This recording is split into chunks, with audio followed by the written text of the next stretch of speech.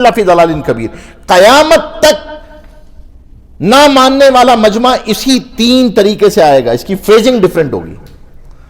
وہ پوچھے گا الم یاتکم نذیر, کیا کوئی نہیں آیا تھا؟ کہ نہ آئے تو تھے. قالوا بلا قد جاءنا نذیر فکذبنا, ہم نے ان کو جھٹلا دیا. وقلنا ما نضل, ارے بھائی تم لوگ تو بس پتہ نہیں اپنی طرف سے باتیں کرتے ہو, تم لوگ تو ہے ہی گمراہ. ان انتم الا فی ضلال کبیر. یہ جو آرٹیکولیشن ہے نا ان 3 آیتوں کی, یہ آرٹیکولیشن ہر صدی میں چینج ہوگی, انڈر لائن ٹرانزیکشن سیم ہوگی. کوئی کبھی کچھ کہے گا, کبھی آرتھوڈاکس کہے گا, کبھی کچھ کہے گا, کبھی قدامت پسند کہے گا, کبھی کچھ کہے گا. اصل بات تحقیر تھی. اس بنیاد کو ٹیسٹ کیسے کریں؟ لٹمس ٹیسٹ کیا ہے اس کا؟ حضرت علی کرم اللہ وجہہ کے پاس کوئی آیا, اس نے آ کر یہ پوچھا کہ میں کاروبار کرنا چاہتا ہوں. حضرت علی کرم اللہ وجہہ علم کا باپ تھے, کوئی بڑا ان کو بزنس اسکل بتا سکتے تھے. حضرت علی کرم اللہ وجہہ نے کیا بتایا؟ فرمایا اس دنیا کی خاطر اپنی آخرت کو مت تباہ کرنا, ایسا سودا مت کرنا جس سے آخرت اسٹیک پہ لگ جائے, ایسا ڈیسیجن مت لینا جس سے آخرت اسٹیک پہ لگ جائے, ایسا کانٹریکٹ مت سائن کرنا, ایسی جے ڈی مت سائن کرنا جس سے آخرت اسٹیک پہ لگ جائے. یہ دنیا جیسے تیسے گزر جائے گی. کیا ایوریج ایج ہے؟ 63 ایوریج ایج ہے. For example, if the whole life is a 1 week and the 1 day is a 9 years, تو 50 کراس ہونے کے بعد دن کون سا چل رہا ہے؟ کون سا دن چل رہا ہے؟ ویکینڈ چل رہا ہے نا. حرکتیں منڈے والی ہیں, چل ویکینڈ رہا ہے ہی کیا بھائی. 15 سال کی عمر میں بالغ ہوتا ہے, آدھی زندگی سونے میں گزارتا ہے. ورکنگ آور تو اس کے پاس کچھ ہے ہی نہیں. 8 سے 9 سال ورکنگ آورز ہوتے ہیں. اور جو دنیا میں آیا ہے نا, کوئی کسی کے پاس بھی کیا چیز ہے یہاں پہ؟ سٹیزن شپ ہے؟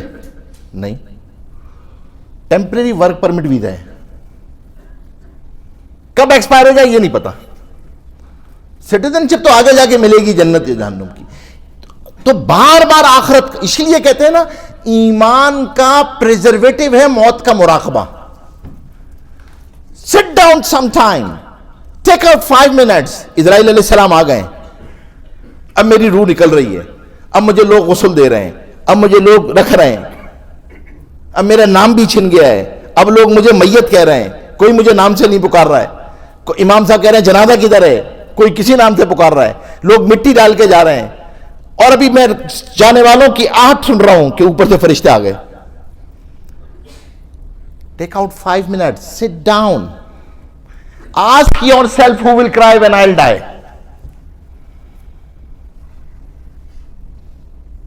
کون ہوگا؟ آخرت موت کو فرمایا جو روزانہ 25 مرتبہ موت کو یاد کرتا ہے اسے شہادت کی موت آتی ہے. جو روزانہ 25 مرتبہ پڑھتا ہے اللہم بارک لی فی الموت وفیما بعد الموت, اسے شہادت کی موت آتی ہے. آپ کا مال, آپ کا مال, آپ کا مال تو ہے ہی نہیں. آپ نے تو جو کھا لیا, یہ جو آگے ریمیٹنس اکاؤنٹ میں بھیج دیا, وہ آپ کا مال ہے, باقی تو سب ورثہ کا مال ہے. اس لیے حضور پاک صلی اللہ علیہ وسلم نے فرمایا کیسا عجیب ہے, اپنے مال سے زیادہ اپنے وارثوں کا مال پیارا ہے. وارثوں کا یہ حال ہے کہ ادھر روح نکلی نہیں تو رونا دھونا شروع. اس لیے نہیں کہ میت کا کیا ہوگا, ہمارا کیا ہوگا. آپ کا سفر میں تو جو ریمیٹنس آپ کے ساتھ ہے وہی کام آئے گا, کوئی کام نہیں آئے گا. اسی لیے حضور پاک صلی اللہ علیہ وسلم کی حیات طیبہ میں سب سے زیادہ مائنڈ سیٹ کنورژن ہے. ذرا کوئی بات کہیں پہ سنی, فوراً سفر جا رہے ہیں تو کوئی مری ہوئی بکری دیکھی تو بتاؤ اس کو کون خریدے گا, اس کو کون خریدے گا؟ فرمایا دنیا اس سے بھی زیادہ ذلیل ہے اللہ کے. تو دا ریکوائرمنٹ از ایمانیات میں مائنڈ سیٹ کنورژن, یہ بنیاد ہے. اور یاد رکھیے گا بنیادیں نظر نہیں آتی ہیں. اتنی بڑی پرشکو بلڈنگ ہے یہ وساد ہوٹل کی, اس کی بنیاد نظر نہیں آتی, لیکن بلڈنگ کو دیکھ کے کوئی کہتا ہے کہ بنیاد بہت مضبوط ہے اس کی. یہ جو فاؤنڈیشن ہے یہ مضبوط ہے. لیکن فار ایگزامپل میں فاؤنڈیشن میں گھر بنواؤں اور میں یہ کہہ دوں اس کو اسٹرکچر انجینئر کو کہ یار اس کے اندر جو ہے نا یہ زلزلہ پروف رکھنا، تو ٹیسٹ کب ہوگا؟ جب زلزلہ آئے گا. جب ایڈورس سیناریو آئے گا ایمان اس وقت ٹیسٹ ہوتا ہے. اب میری نگاہ کہاں جاتی ہے؟ اب میری زبان قابو میں ہے، اب میرے ہاتھ قابو میں، میرے جذبات قابو میں، میرے احساسات قابو میں، میری نگاہ کس طرف ہے؟ اپلیکیشن کہاں سبمٹ کی ہے میں نے؟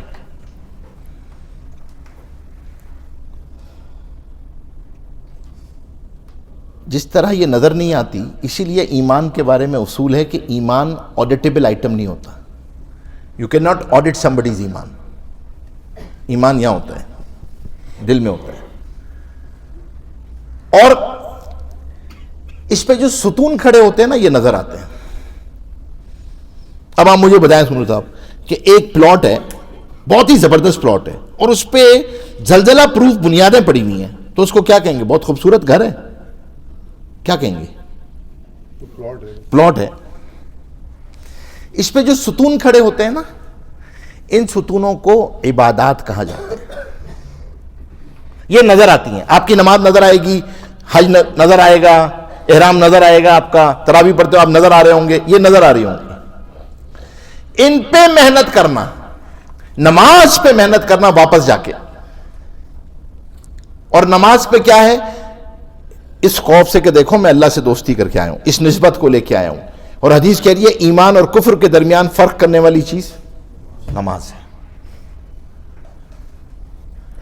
اور شروع کر دو، محنت شروع کر دو، نماز پڑھنا، نماز کو سیکھنا. اب یاد رکھیے گا کہ اعمال کا دار و مدار، اعمال کی قبولیت کا دار و مدار علم اور اخلاص.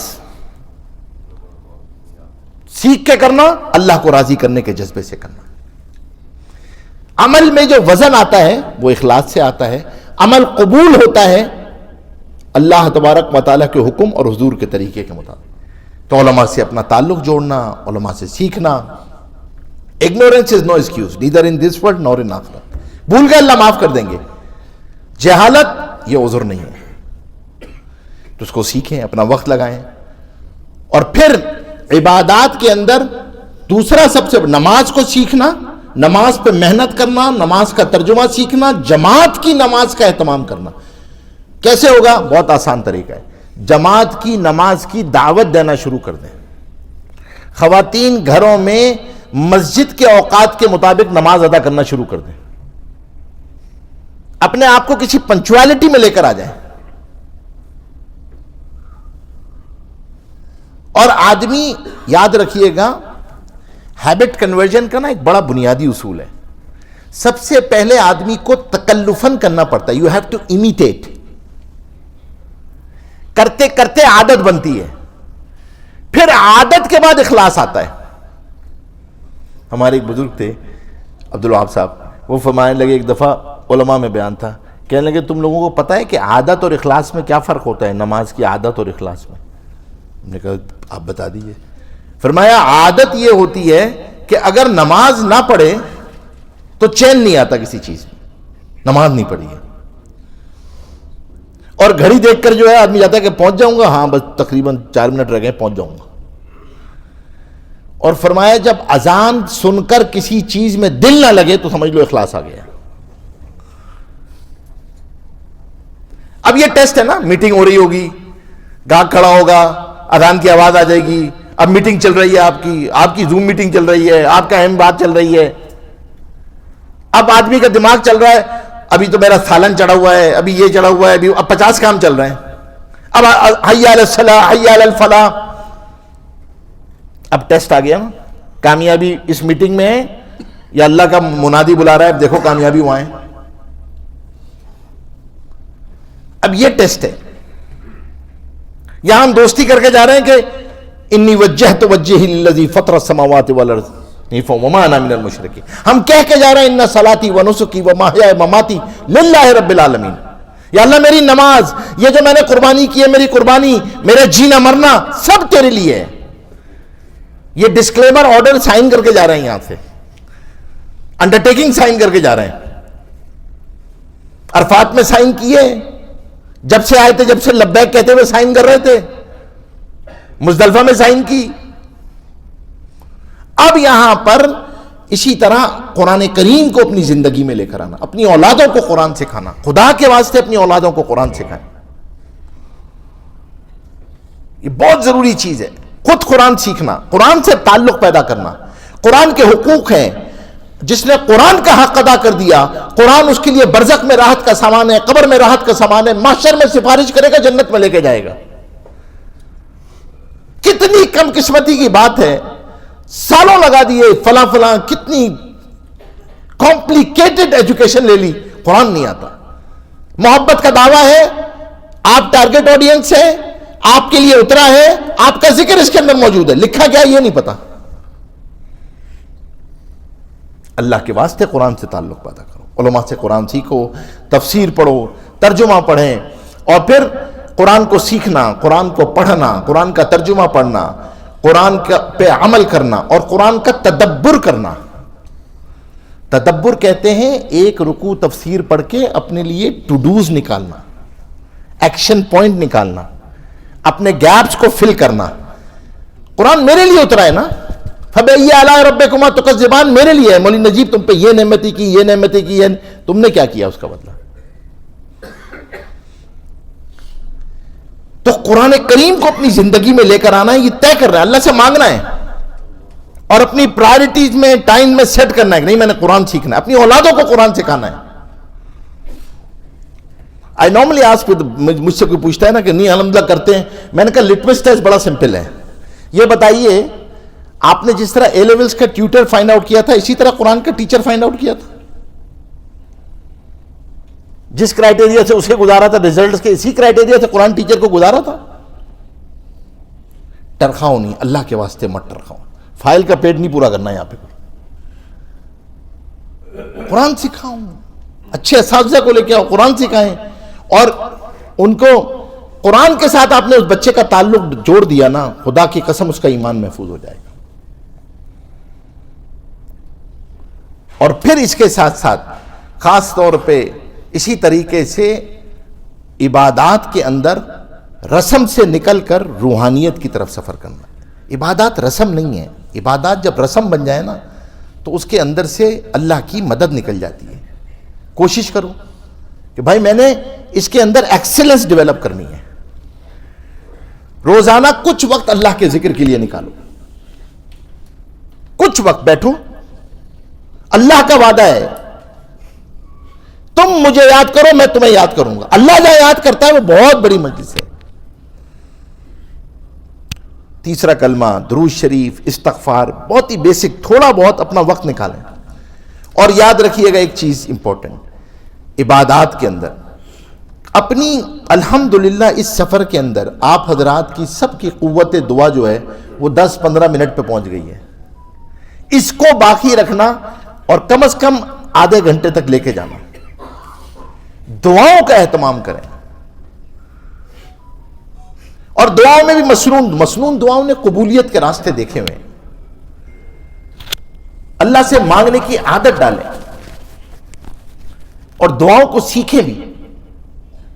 حضور پاک صلی اللہ علیہ وسلم نے حدیث قدسی اللہ جل شانہ فرماتے ہیں، حضور فرمایا کہ مجھے حیا آتی ہے کہ میں بندے کے ہاتھ خالی ہو جائے، وہ ہاتھ جو اللہ کے دربار میں اٹھ گئے اللہ تبارک و تعالیٰ کے ہاں وہ قبول ہو۔ اور پھر عجیب بات ہے، اللہ اکبر، فرمایا بندے کی دعا قبول ہوتی رہتی ہے جب تک اپنی زبان سے نہیں کہتا میری دعا قبول نہیں ہوتی، اس دن سے دعا قبول ہونا بند ہو جاتی ہے۔ حدیث بخاری شریف کی حدیث ہے، انا عند ظن عبدی بی، میں بندے سے اس کے گمان کے مطابق فیصلہ کرتا ہوں، اس کے گمان کے مطابق فیصلہ کرتا ہوں۔ تو اپنے لیے دعا کرنا، اولادوں کے لیے دعا کرنا۔ آپ کو ایک چھوٹی سی کتاب بتا دیتا ہوں، ایک چھوٹی سی کتاب ہے مناجات مقبول، اس کے اندر حضور پاک صلی اللہ علیہ وسلم کی مانگی ہوئی ساری دعائیں موجود ہیں، اور اس کو انہوں نے ڈے وائز ڈیوائڈ کر دیا۔ اس کا پڑھنے کا اہتمام کر لیں، ترجمہ ہی پڑھ لیں، اللہ سے مانگنا شروع کر دیں، اس کا اہتمام کریں، دعاؤں کو لیں۔ خدا کی قسم جتنا ہم لوگوں کے سامنے ڈسکشن کرتے ہیں اس سے کہیں آدھی اللہ کے سامنے کر لیں حالات کی تو حالات بدل جائیں گے۔ دعاؤں کا اہتمام، یہ جو ستون ہیں.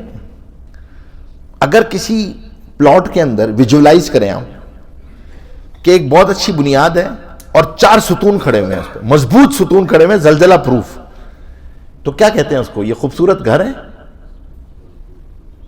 کیا کہیں گے اس کو؟ یہ کیا ہے بتائیں؟ فاؤنڈیشن ہے, اسٹرکچر ہے, انکمپلیٹ اسٹرکچر ہے. یہ جو چھت ہے نا, چھت, اسے معاملات اور معاشرت کہتے ہیں. اوکھا باب ہے, از اے ڈیفیکلٹ چیپٹر, سب کا دکھیو چیپٹر ہے, one of the difficult chapters. ہمارے شیخ فرمایا کرتے تھے کہ دین زندگیوں میں عبادات کی لائن سے داخل ہوتا ہے اور معاملات کی لائن سے نکل جاتا ہے. بہت مشکل بات ہے. یہ جو حلال حرام کی ٹرمنالوجی ہے نا, یہ عبادات کی ٹرمنالوجی نہیں ہے, یہ ٹرمنالوجی ہی معاملات اور معاشرت کی ہے. There are certain dealings which are halal, there are certain dealings which are haram. There are certain relationships which are halal, there are certain relationships which are haram. اور معاملات میں سب سے بڑی چیز, سب سے بڑا گناہ جس سے سب کو توبہ کرنی ہے, وہ کیا ہے؟ وہ ہے سود. اپنے آپ کو سود سے نکالنا, اللہ سے براہ راست جاننا, براہ راست جاننا. کتنی سخت وعید قرآن کریم میں کسی اور گناہ کی نہیں ہے جتنی. تو اس سے اپنے آپ کو آدمی خاص طور پہ کوشش کرے کہ یہاں سے جا رہا ہے تو اللہ تبارک و تعالیٰ کے دربار میں اپلیکیشن سبمٹ کرے کہ اللہ میں اس سے نکلنا چاہتا ہوں, سود سے نکلنا چاہتا ہوں. اور پھر دوسرا بڑا گناہ ظلم, ظلم سے نکلنا. معاملات کے اندر ظلم اندھیرا ہے, قبر میں بھی اندھیرا ہے, برزخ میں بھی اندھیرا ہے, محشر میں بھی اندھیرا ہے. اللہ تبارک و تعالیٰ کی مدد ظالم کے ساتھ نہیں ہے, مظلوم کے ساتھ ہے. مظلوم کافر بھی ہو تو اللہ کی مدد مظلوم کے ساتھ ہے. اور سب سے بڑی چیز اس میں کیا ہے؟ اللہ کے واسطے سب سے بڑی چیز میراث. طے کرو کہ بھیا میراث ادا کرنا, میراث کسی کے, کوئی کسی کا میرے پاس ہے, اس کو میں نے ادا کرنا ہے. میں نے آپ سے ہمیشہ عرض کیا کرتا ہوں نا کہ ہماری کم قسمتی یہ ہے کہ ہماری معاشرت کا جو ڈومین ہے نا, معاملات معاشرت, اس پہ ہندو کلچر غالب ہے. وہ ہمارے کلچر سے ہی نکلی. معاملات کے اندر وراثت, کیونکہ ہندو کلچر میں تو عورت کو وراثت ہے ہی نہیں, بیوی کو وراثت نہیں ملتی, تو ہمارے بھی اس ملک کی 90% عورت کو میراث ملتی. اور آپ کو پتا ہے میراث کی آیات ایک بیوہ کی دہائی پہ اتری, اس کے جیٹ نے ساری اس کی چیز لے لی تھی, وہ روتی بھی حضور پاک صلی اللہ علیہ وسلم کے پاس آئی, شوہر نے وصیت نہیں کی تھی, تو حضور نے فرمایا کہ دعا کرو اللہ تعالیٰ کوئی حکم اتارنا. اس کی دعائی پہ اتری ہے,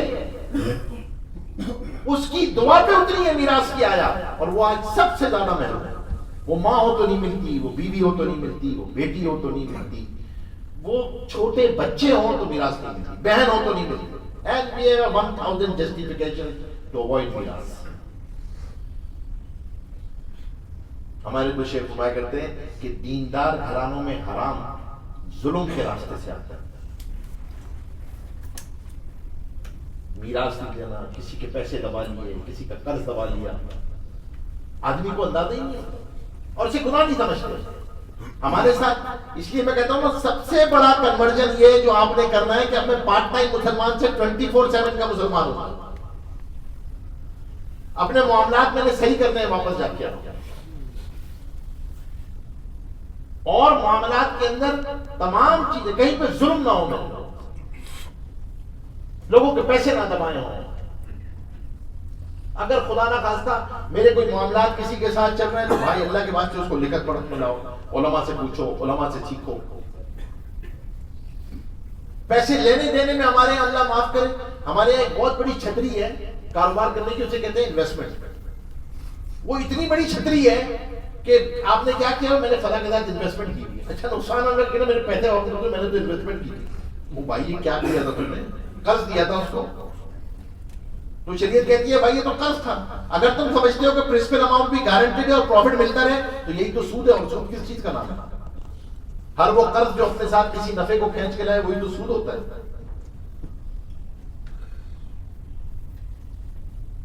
تو آپ اللہ کے واسطے بھائی جو معاملہ ہے، صحابہ کرام رضی اللہ تعالیٰ عنہ ایک دوسرے کو نصیحت کرتے رہتے، اپنی وصایا میں لکھتے، تعاشروا کالاخوان تعاملوا کالاجانب، live like a brothers deal like a strangers۔ اور پھر سب سے بڑی چیز کیا ہے کہ خاص طور پہ اپنی کوئی ایک ایسی ایسٹ بک ضرور مینج کرو، اگر آپ مشترکہ گھر میں رہتے ہو، مشترکہ کاروبار کرتے ہو، کہ اگر آپ کا انتقال ہو جائے تو ورثہ کو وراثت تکلیف میں نہ پڑا۔ چیزیں کلیئرٹی کے ساتھ ہونا چاہیے، معاملات بہت ہی واضح ہونے چاہیے، صاف صفائی رکھیں اپنے معاملات کے اندر۔ کسی کا پیسہ ہے اللہ کے واسطے پیسہ ہو۔ حضور پاک صلی اللہ علیہ وسلم نے مقروض کا جنازہ نکالا، میں نے آپ سے کہتا نا وہ دانش جو ہے نا وہ 150-200 درہم ہے، ریال ہے، 150-200 ریال۔ تمہاری ذمہ کسی کا ایک دانے کو تم ادا بھی نہ کرو، معاف بھی نہ کراؤ، وصیت بھی نہ کرو، اور وہ تم سے آخرت میں مطالبہ کر لے، پرنٹر 700 مقبول نمازیں دینی ہے۔ It's a running currency. You've been prayed and salat been accepted. اپنے معاملات کے اندر واضح رکھیں، معاملات کو کلیئر کریں، پوچھیں علماء سے پوچھ کر۔ میں نے آپ سے کیا نا، میں تو جب یہ سنا حضرت کا ملفوظ تو میں تو ہل گیا۔ فرمایا کہ دیندار گھرانوں میں حرام ظلم کے راستے سے آتا ہے، اندھا بھی نہیں کرتا اور اسے کوئی گناہ سمجھتا نہیں۔ کیوں؟ کیونکہ معاملات اور معاشرت میں جب اللہ اور اس کے رسول کے حکم کو نہیں پورا کرتے تو آپ بنیادی طور پہ خواہشات کو، رواج کو، اپنی نفس کو یہ پورا کرتا ہے، ان کو سامنے رکھ کے سب کچھ کرتا ہے۔ تو ہم اپنے معاملات کو کلیئر کریں، چیزوں کو کلیئر، اور پھر اس کے ساتھ ساتھ جو دوسرا حصہ ہے چھت کا وہ معاشرت ہے۔ یہ مشکل بات ہے، بہت مشکل بات ہے۔ آپ سب سے میں درخواست کروں گا اللہ کے واسطے اس کو سیدھا کریں، اور معاشرت کے باب میں صلہ رحمی کا باب سب سے مشکل بات ہے۔ حضور پاک صلی اللہ علیہ وسلم نے فرمایا کہ جس نے صلہ رحمی کے حقوق ادا کر دی، اللہ تبارک و تعالی دنیا میں بھی اس کے لیے برکت، رحمت، عافیت کا معاملہ فرمائے گا، اس کی عمر میں برکت دے گا، اس کی روزی میں برکت دے گا، اور محشر کے میدان میں اور برزخ میں یہ صلہ رحمی اس کے لیے سفارشی ہے، یہ صلہ رحمی اس کو راحت کا سامان ہے، قبر میں اس کو راحت کا سامان ہے، محشر میں جنت میں لے کے جائے گا۔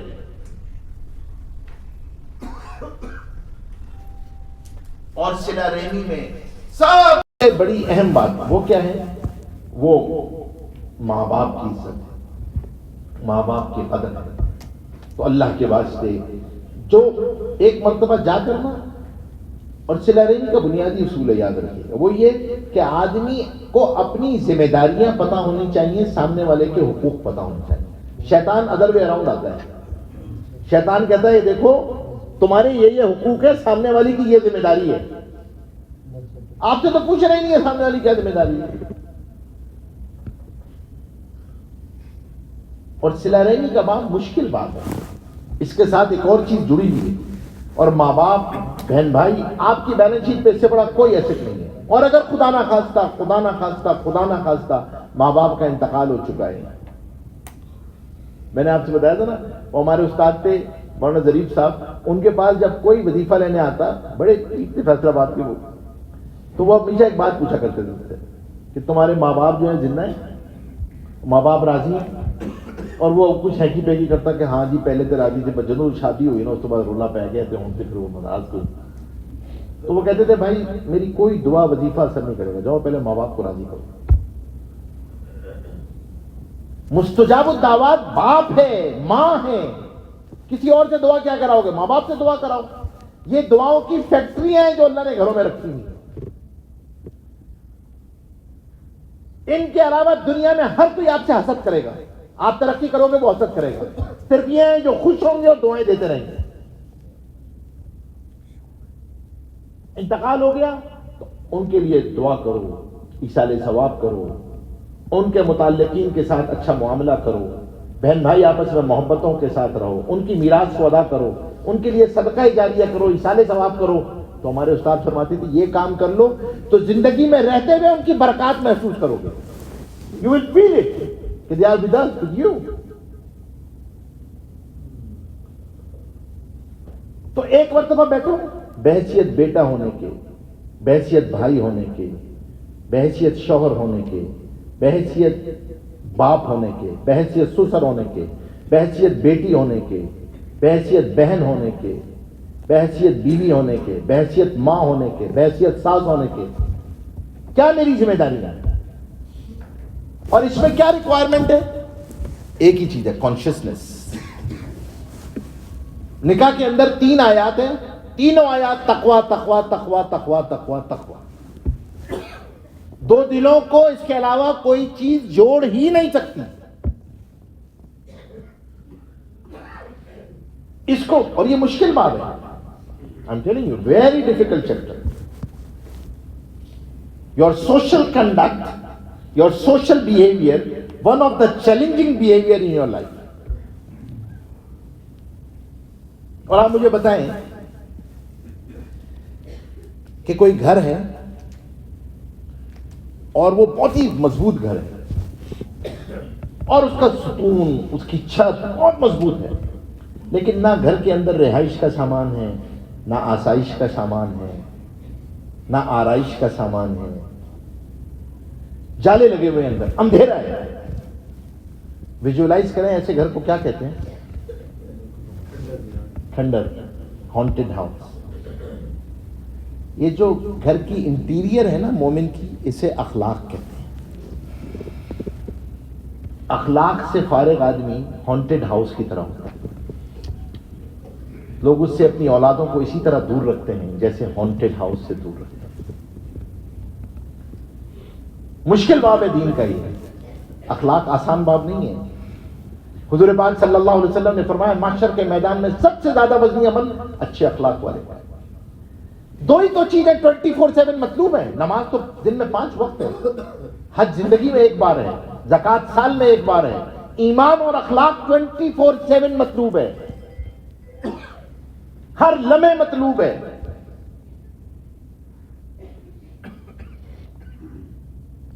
اسی لیے علماء کہتے ہیں کہ ایمان اور اخلاق کے مجموعے کا نام ہی تو اسلام ہے. اور پھر اخلاق کے اندر ان صفات کو سیکھنا. یہ یہاں سے آدمی جو ہے نا، ابھی ہم نے عرفات میں اپنا گیپ انالیسس کیا ہے، ابھی اپنی سیلف اسسمنٹ کی ہے، تو آدمی سیکھے اس بات کو. صلہ رحمی اخلاق کے ساتھ جڑی ہوئی ہے بھی، یہ اس کے بغیر چل ہی نہیں سکتی. آپ سوچیں نا، آپ نکاح ہو رہا ہوتا ہے، میاں بیوی کا رشتہ وجود میں آتا ہے، اور قرآن کریم کی آیت کیا کہہ رہی ہے اس کے بارے میں کہ اللہ تبارک و تعالیٰ نے اس رشتے کے ذریعے تمہیں محبت رکھی ہے، انس رکھا ہے، وہ اس رشتے سے آتا ہے. اور یہ کب تک ہوتا ہے؟ جب تک آدمی اس نسبت کی لاج رکھتا ہے. حضور پاک صلی اللہ علیہ وسلم کی حیات طیبہ میں معاشرت کے باب میں حضور نے انقلاب پیدا کیا ہے. آپ کو پتہ ہے عرب جو ہے نا بچوں کو گود میں نہیں بٹھاتے تھے. عرب مردوں کے لیے معیوب سمجھتے تھے کہ بچہ ہے. حضور پاک صلی اللہ علیہ وسلم حسن حسین گود میں کھیلتے تھے. تو ماما حضور پاک جب سجدے میں گئے تو ماما سے اوپر آ کے بیٹھ گئے، حضور نے سجدہ لمبا کر دیا. عرب بچوں کو پیار نہیں کرتے تھے، عرب مرد بچوں کو پیار نہیں کرتے تھے، وہ عورتوں کو نہیں لاتے تھے کسی بھی. ظاہر سی بات ہے بیٹی کو زندہ درگور کر دیتے تھے تو ان کی اس کا کیا. حضور پاک صلی اللہ علیہ وسلم اور اما جان اللہ اکبر حضرت عائشہ، کہ حضرت عائشہ رضی اللہ تعالیٰ عنہ اگر معاشرت نہ کھولتی تو گھر کی زندگی تو کھلتی ہی نہیں کبھی. آپ حدیث کے ذخیرے کو پڑھیں، آپ دیکھیں حضور پاک صلی اللہ علیہ وسلم کا مسجد نبوی کا معمول. تو فرمایا حضور پاک صلی اللہ علیہ وسلم خاموش ہوتے تھے، جس کی طرح متوجہ ہوتے تھے پوری طرح متوجہ ہوتے تھے. جب دعا کرتے تھے تو سینے سے ایسے آواز نکلتی تھی جیسے ہانڈی سے آواز نکلتی ہے. کبھی کبھی حضور پاک صلی اللہ علیہ وسلم مسکراتے بھی تھے. اما جان سے پوچھا کہ حضور پاک صلی اللہ علیہ وسلم کا کیا معمول تھا؟ فرمایا گھر میں داخل ہوتے تو چہرہ کھلا ہوا ہوتا تھا. میں آٹا گوندھ رہی ہوتی تو میرے ساتھ آٹا گوندھنے لگتے تھے. میں صفائی کر رہی ہوتی تو میرے ساتھ صفائی کرنے لگتے تھے. پتہ بھی نہیں چلتا تھا کہ یہ نبی. عام آدمیوں کی طرح مل جانا یہ حضور کی سنت تھی نا. لقمہ کھا کے حضرت عائشہ کے منہ میں لقمہ ڈالنا حضور کی سنت تھی نا.